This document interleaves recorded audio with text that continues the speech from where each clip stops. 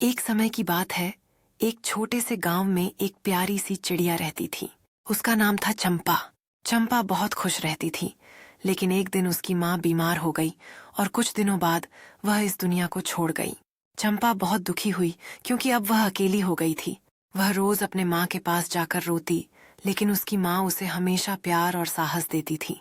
चंपा ने सोचा कि उसे अपने जीवन को आगे बढ़ाना होगा। उसने अपने दोस्तों से मदद मांगी। उसके दोस्तों ने उसे सांत्वना दी और कहा कि वे हमेशा उसके साथ रहेंगे। चंपा ने एक नया जीवन शुरू किया। उसने अपनी माँ की याद में एक सुंदर घोंसला बनाया और वहां अपने दोस्तों के साथ रहने लगी। धीरे धीरे चंपा ने अपने दुख को भुलाकर खुश रहना सीखा। उसने अपने दोस्तों के साथ मिलकर गाने गाना, उड़ान भरना और खेलना शुरू किया। एक दिन गांव में एक बड़ा तूफान आया। सभी पक्षियों ने अपने अपने घोंसलों में छिपने की कोशिश की। चंपा ने देखा कि उसके दोस्त डर गए हैं। उसने सभी को एकत्र किया और कहा, हम मिलकर इस तूफान का सामना करें। सबने मिलकर एक दूसरे का हाथ थामा और एकजुट होकर तूफान का सामना किया। तूफान के बाद गांव में एक सुंदर इंद्रधनुष निकला।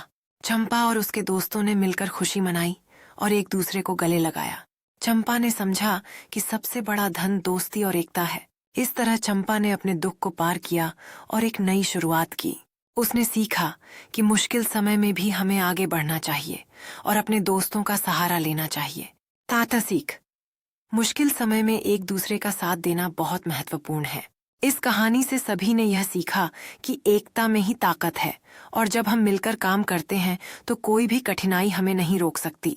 चंपा और उसके दोस्तों ने अपने गांव को एक नई पहचान दी, जिससे हर किसी में विश्वास और ऊर्जा का संचार हुआ। गांव में हर घर के दरवाजे अब खुलते थे। दोस्ती और सहयोग का एक नया अध्याय शुरू हुआ। चंपा ने समझा कि हर चुनौती एक अवसर है और मिलकर काम करने से हर मुश्किल आसान हो जाती है।